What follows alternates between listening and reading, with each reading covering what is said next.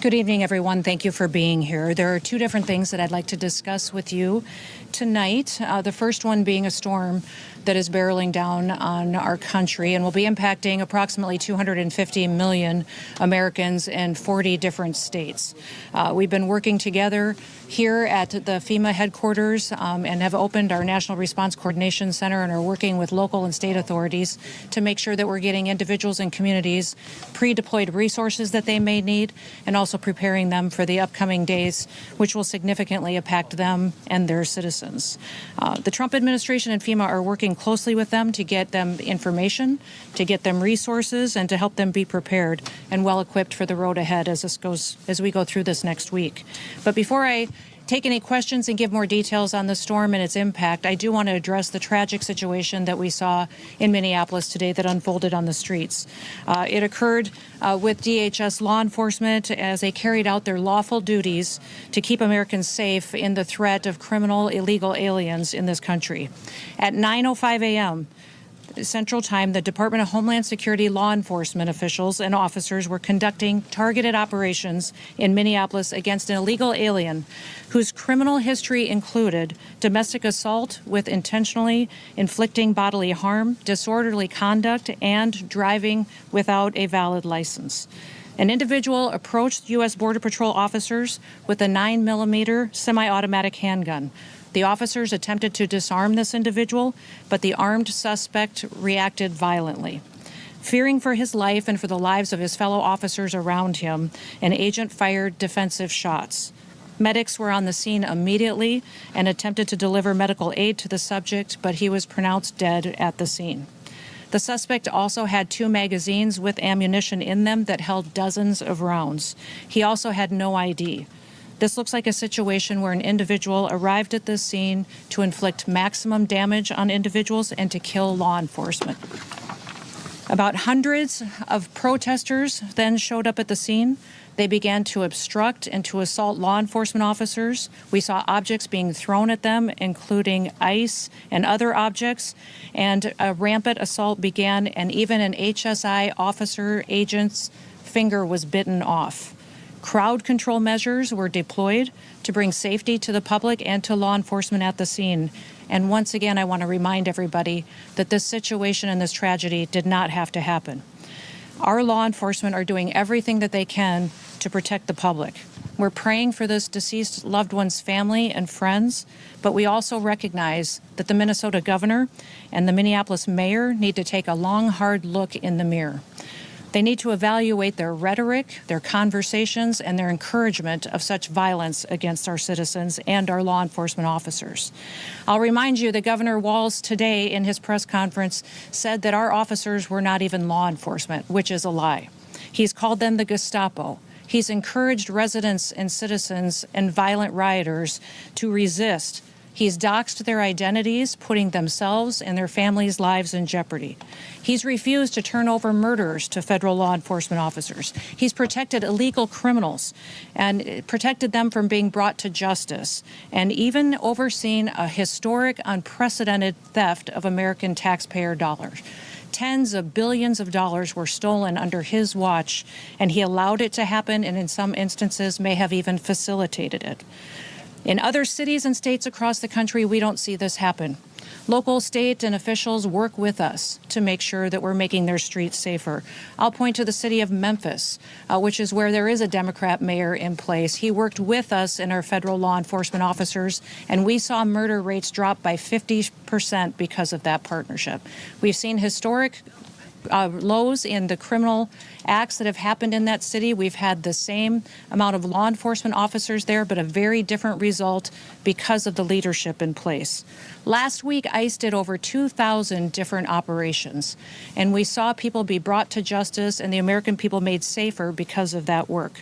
We don't have this problem in Texas or in Florida because those individuals in those states work with us, and they make sure that they keep peace and calm while they bring criminals to justice. In Minneapolis, Governor Walz and Mayor Frey, they instead choose violence. They instead choose to encourage the destruction of their city and the crime against their people. It appears that they want this lawlessness to continue. It appears that they want chaos to distract from the theft and the fraud and the corruption of their city. I'll remind you that this city has been corrupt for years with what we've seen with people that have been stealing taxpayer money, all under the leadership of Governor Walz and Mayor Frey. I'm asking for all the authorities in Minneapolis and the leaders to work with us. And there are two things that we have repeatedly asked the governor and the mayor to do. Number one, all we want them to do is that when they are going to release a dangerous criminal from their jails, turn them over to us so we can get them out of this country as soon as possible.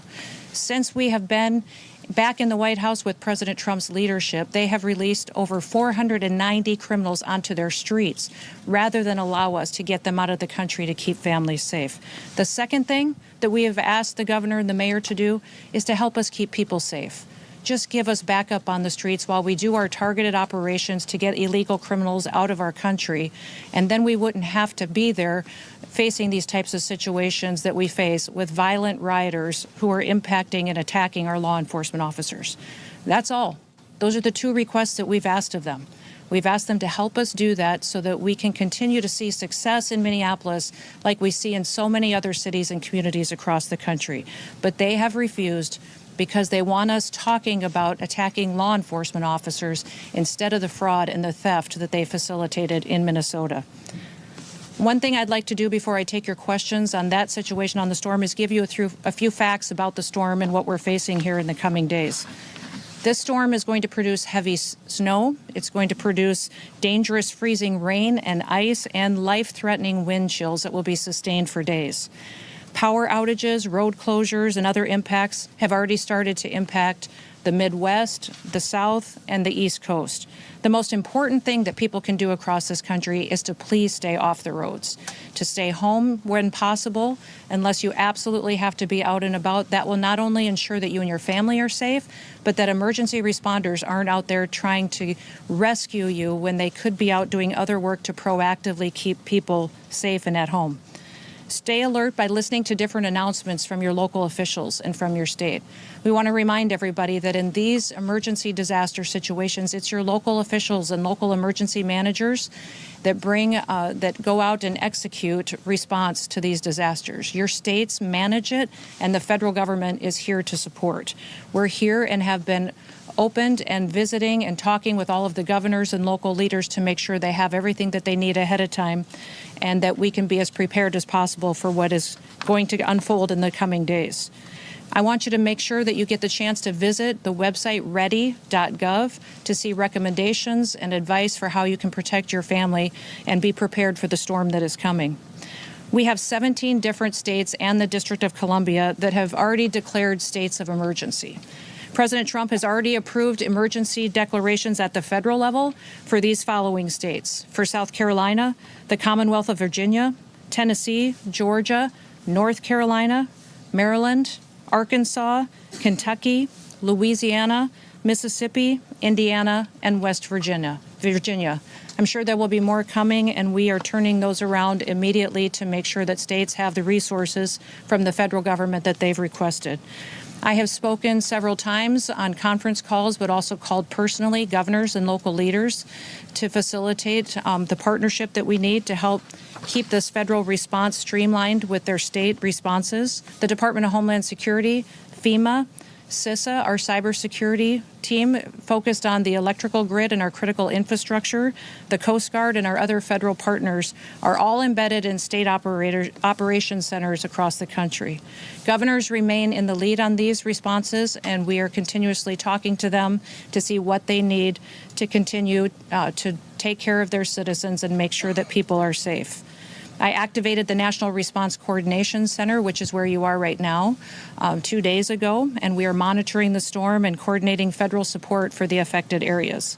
At my direction, FEMA has already pre-positioned commodities in many locations across the country. We've embedded partners in state emergency operations centers, and we've deployed IMAT teams, incident management assistant teams, with dozens more ready to deploy at any moment, besides those that have already been pre-positioned. We have dozens of urban search and rescue teams that are ready to go out and to save lives in partnership with our local and state authorities should that become necessary.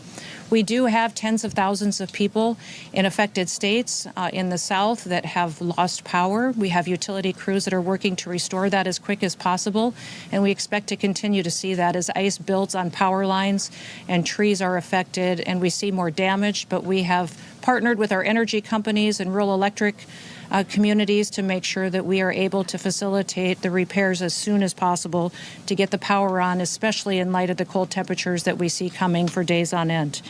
We just ask that everyone would be smart, stay home if possible, take care of your family members, check on your neighbors, and continue to work with your local officials to get through this difficult storm. And we will continue to pray for God to bless this great country and all of the families and the public servants who get up and work to keep people safe. With that, I'll take any questions that you may have. Yes. Is DHS leading the investigation into this shooting? And if so, will there be a criminal investigation? And also, will we see body camera released from the officers involved? We are conducting this investigation just like we do all other officer-involved shootings, and we'll continue to do that.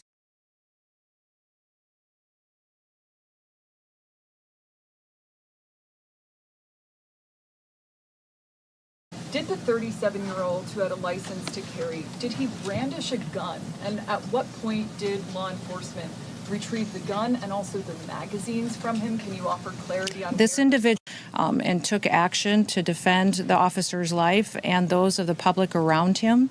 And I don't know of any peaceful protester that shows up with a gun and ammunition rather than a sign. This is a violent riot when you have someone showing up with weapons and are using them to assault law enforcement officers. Because video appears to show he's disarmed before shots are fired. So I just want clarity on that. And beyond that, I just want to follow up and ask who within the federal government is leading the criminal investigation, understanding that CBP OPR has opened up an internal investigation. And beyond that, why did federal agents tell Minneapolis Police Department to leave the scene? We're continuing to follow the exact same protocols that we always have. And so this investigation is ongoing. We're continuing to gather the facts as they unfold throughout that. And we'll do it just like we did under the entire Trump administration and previous administrations. Nothing has changed, and we'll continue to release details as we have them. But I want you to not distract away from the facts of this situation.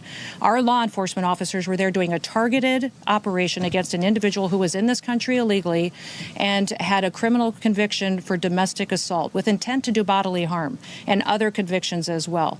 This individual went and impeded their law enforcement operations, attacked those officers, had a weapon on him and multiple dozens of rounds of ammunition, wishing to inflict harm on these officers, coming brandishing like that and impeding their work that they were doing. We'll continue to allow.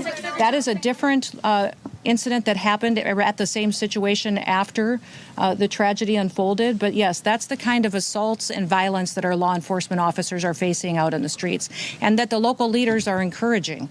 Remember what Mayor Fry has said, that he wanted ICE out of the city. We have been working and had a presence in that city for years. We are there to enforce the law and to make sure that the public is safe. Just since we have been there, we have arrested thousands of individuals that have criminal convictions and are in this country illegally and gotten them off the streets of Minneapolis. The two things that we've asked the mayor and the governor for is that they would partner with us, and before they let somebody dangerous out of their jails, that they would let us know so we can deport them out of our country. I do not know why they continue to choose the side of lawbreakers, criminals, murderers, and rapists over the citizens of Minneapolis. And this situation that we have today is a tragedy that we don't have to have. We have it because we have a mayor and a governor who encourage this violence and encourage this type of rioting. And remember, these are the individuals that were in charge when Minneapolis burned in 2020. They facilitated it, they encouraged it, and they saw the destruction, and we all watched the destruction of that city back then. It doesn't have to happen again. It appears that they're following the same playbook, and the reason that they're doing it is to distract from the corruption that they have facilitated in fraud and theft from the American taxpayers. Tens of billions of dollars they have been funneled into criminal pockets and stolen from vulnerable people that needed these programs to take care of their children, to go out and provide services to individuals that were developmentally disabled, people that needed programs that the federal government has to take care of those that are less fortunate and need it, and instead Governor Walz and Mayor Fry allowed that kind of theft to continue, and now they want to perpetuate violence against our law enforcement officers to cover it up. Secretary Noem, Yes. You just made claims that the individual posed a threat to law enforcement. That is no claim. It is the facts. The facts of this situation. This individual showed up to a law enforcement operation with a weapon and dozens of rounds of ammunition. He wasn't there to peacefully protest. He was there to perpetuate violence, and he was asked to show up and to continue to resist by a governor who's irresponsible and has a long history of corruption and lying. And we won't stand for it anymore. These law enforcement officers take an oath. They get up every single day and they go out to protect the public. Many of these individuals live in their communities, and this mayor and this governor have doxed them. They have allowed people to threaten them and their families and expose their identities in order to instill fear and violence. And that's not what America is about. We're going to continue to tell the truth about Minnesota, Minneapolis, what happened here, the theft over the last many years that these leaders have facilitated. And we're going to continue to do our work to get to the bottom of the investigations. And the one question you should be asking is the mayor, the governor, and the attorney general have all confirmed that they have been subpoenaed to come in front of a criminal federal grand jury. So they are covering up and are being in a part of a system where they are going to be brought to justice for anything that they had to do with this investigation. They have confirmed they've been subpoenaed, and they will be in front of a grand jury to get that criminal investigation unfolding and to disclose the kind of fraud that they have allowed to happen. Secretary Noem. Yes. The White House has labeled the man who was killed in Minnesota as a domestic terrorist. Is that something you agree with? And have you seen any evidence to When you back up that perpetuate violence against a government because of ideological reasons and for reasons to resist and perpetuate violence, that is the definition of domestic terrorism. This individual who came with weapons and ammunition to stop a law enforcement operation of federal law enforcement officers committed an act of domestic terrorism. That's the facts. Where's the evidence of his ideology? Yes. though? Drew Evans, superintendent of Minnesota Bureau of Criminal Apprehension, had said during a news conference today that when federal agents blocked his agency from the shooting scene, when they went, got a judicial warrant, they returned, they were still blocked. Why were they? We have asked these state officials to help partner with us on law enforcement operations for months. Ever since President Trump came into the White House, we've asked them for their partnership to stand alongside of us so we could do targeted operations against criminal illegal aliens and to help us make their streets safer. They have refused over and over and over again, and they have perpetuated a narrative that is absolutely false. And our federal law enforcement officers will continue to do their work, and they'll do that to make America safe again. Secretary Noem. Yes. Thank you. Sorry, this is the second DHS law enforcement operation shooting that's happened this year. There was another incident in Portland. 5 people have also died in immigration detention so far this year. Why is immigration enforcement becoming so deadly under your tenure? Immigration enforcement is exactly what the American people asked for. When we had a Democrat administration in the White House that facilitated an invasion of millions of people over our southern border and let people come into this country that were completely unvetted. We know for a fact that we had hundreds, if not thousands, of terrorists, suspected terrorists, criminal organizations and gangs that came in and have been committing criminal activities against American citizens for years now, that the American people said enough is enough. We want them out of our country. We want them brought to justice. And they trusted President Trump to go out there and to make America safe again.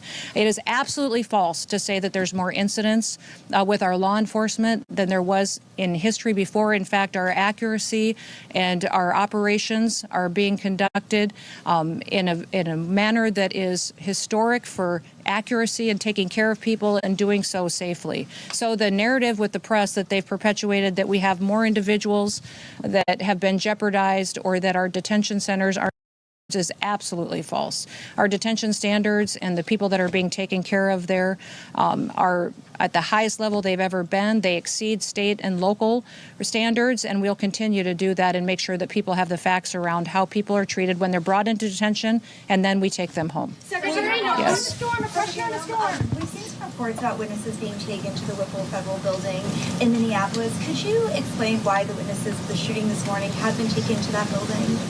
The witnesses are you talking about the ones that have been detained that are illegal aliens? No, the witnesses, I think, to the event in Minneapolis. I won't speak to the investigation and the details, and those will continue to unfold, but I do know that we're continuing to follow the same protocols that we always have. Secretary Noem. Was there a question back here on the storm?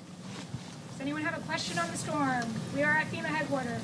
Secretary Noem, Yes. If these are targeted arrests, why are these immigration agents going after civilian protests out of their way? And second, This individual impeded the law enforcement officers and attacked them. State the facts as they unfolded on the street today. We were doing a targeted operation against an illegal criminal, and this individual came with a weapon and dozens of rounds of ammunition and attacked them. And these agents took action to defend their lives and to defend the lives of the people around them and acted according to their training. And we will continue to let this process go forward and not allow people like Governor Walz and Mayor Frey to lie about what actually unfolded on that street. Now they have deemed this situation an unlawful assembly, and these leaders aren't even cleaning up the situation that they have as far as the violent riots that we see unfolding in Minneapolis right now.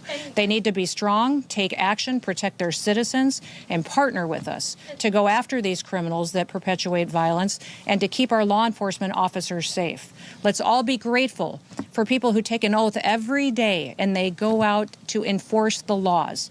That is their job, is to enforce the laws and to make sure that there is consequences for breaking the law in this country and that it applies equally to everybody. That is what they do. They do it every day. They do thousands of operations every single week, and they do it with excellence. Don't let political corrupt leaders who are just trying to cover up their theft of American taxpayer dollars try to distract you from the facts of the situation. One more question, right here.